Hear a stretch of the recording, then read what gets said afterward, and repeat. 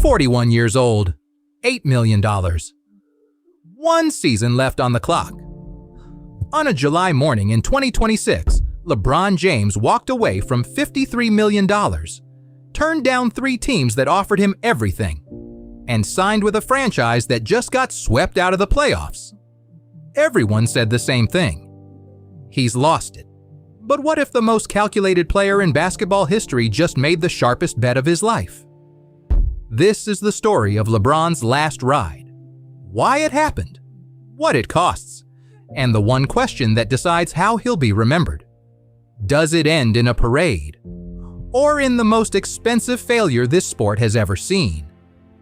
Stay with me, because the details are wilder than the headline. Start with the summer that led here. 24 seasons in. 4 championships, 2 decades as the face of an entire sport, and for the first time since 2003, LeBron James was genuinely, completely free. No contract, no obligations. Every door open. He just finished a season where he made $53 million in average numbers that players a decade younger would frame on their wall. And then, silence.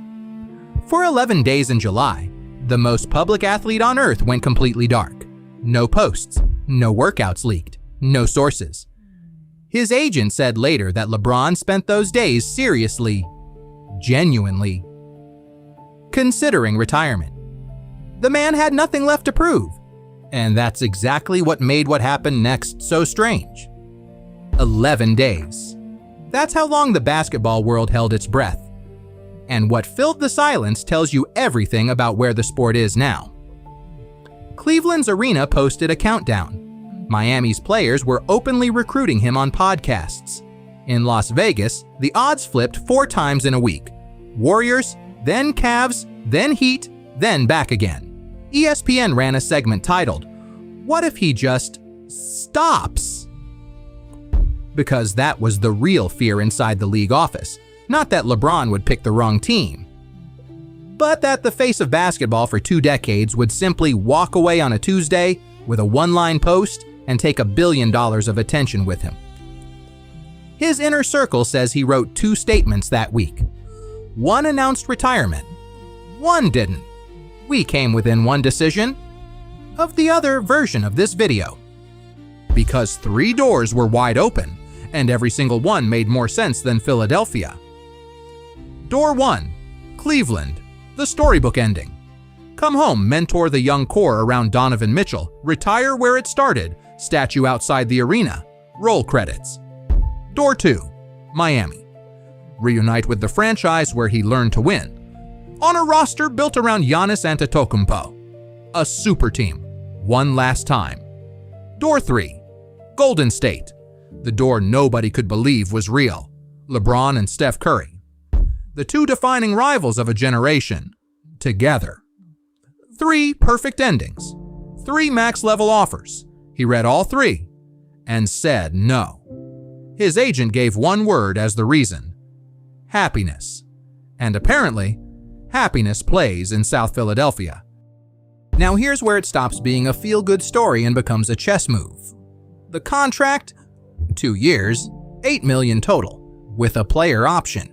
Understand what that number means. Last season he made $53 million. This season, $4 million. That is a $49 million pay cut. The largest voluntary pay cut in the history of American professional sports. Nobody made him do it. So why?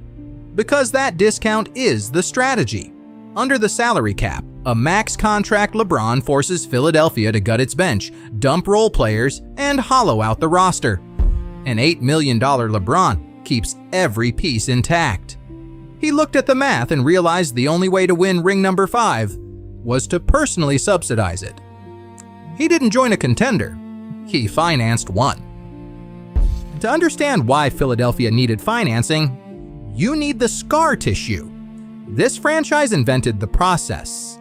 A decade-long rebuild that promised championships and delivered heartbreak with a stunning consistency. Joel Embiid, an MVP, one of the most dominant big men of his era, and a playoff resume that reads like a hospital chart. Year after year. Injuries in April, collapses in May, Ben Simmons passing up the dunk, Kawhi's shot bouncing 4 times on the rim, James Harden's disappearing acts. 25 years since this city has seen an NBA Finals. Last season looked different. 45 wins, a real second-round run.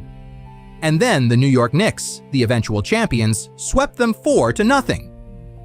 Not beat them, swept them. That's the franchise LeBron chose on purpose. And understand who he's doing this for. Because Philadelphia is not a normal sports city. This is the city that booed Santa Claus and will tell you proudly, to your face, that Santa deserved it. It's also the city that shut down Broad Street for the Eagles, twice in 8 years. Millions of people, light poles greased and climbed anyway. A party you could see from space. That's what's waiting behind this bet. Philadelphia doesn't do polite appreciation. It does obsession in both directions.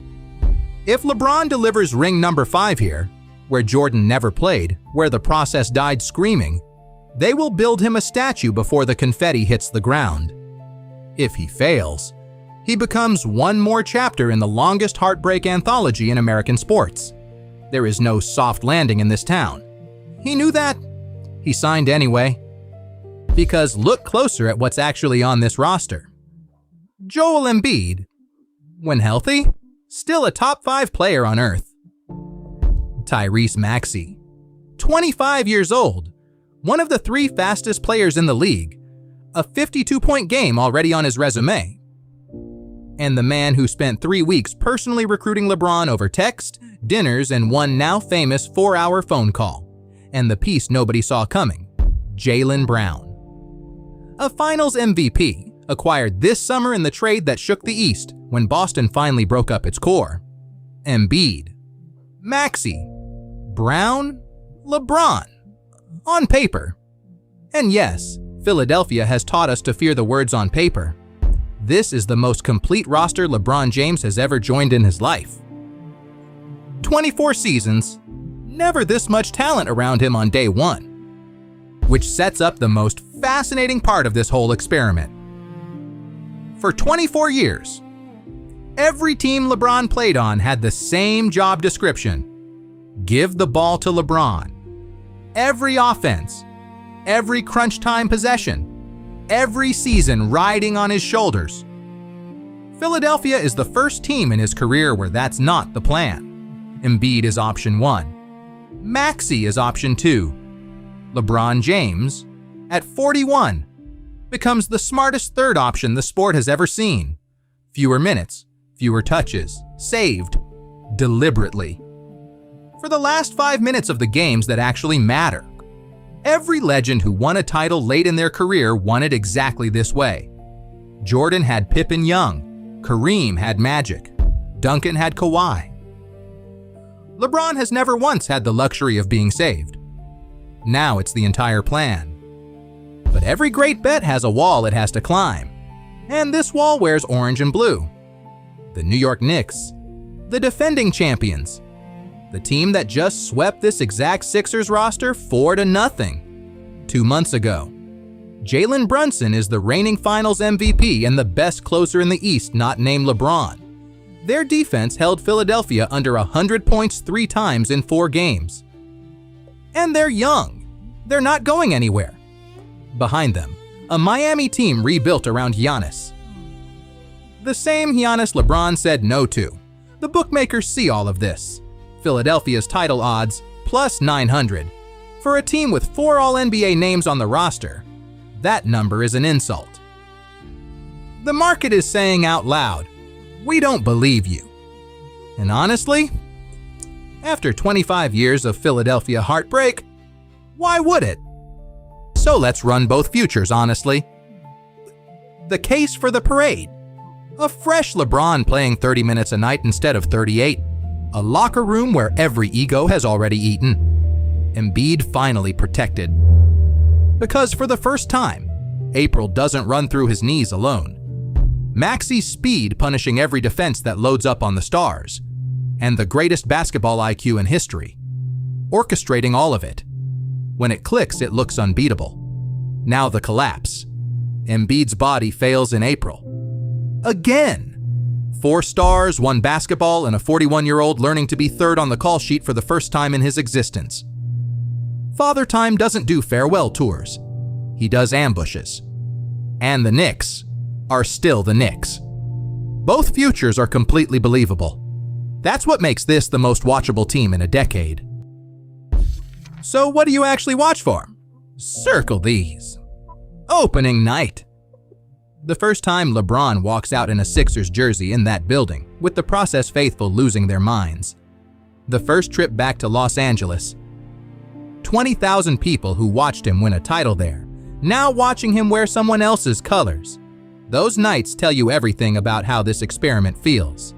Every Knicks game, 4 regular season rounds of the only matchup that matters, each one a referendum on the sweep. And late March, that's when we learn the truth, not the highlights, the minutes column. If LeBron is sitting under 31-32 minutes a night by spring, the plan is working. If he's dragged back up to 38 because Embiid's knees gave out again, the collapse has already started, no matter what the record says. So here it is. On the record, dated. 3 prophecies. Screenshot this. Prophecy 1. This team wins 55 games or more, a 10-win jump because the discount kept the depth, and depth wins regular seasons. Prophecy 2. LeBron averages under 32 minutes a game for the first time in his career. And that's precisely why he's still standing in May while the league's other stars are in street clothes. Prophecy 3. The big one. Philadelphia beats New York in the conference finals, reaches the NBA Finals for the first time in a quarter century, and loses.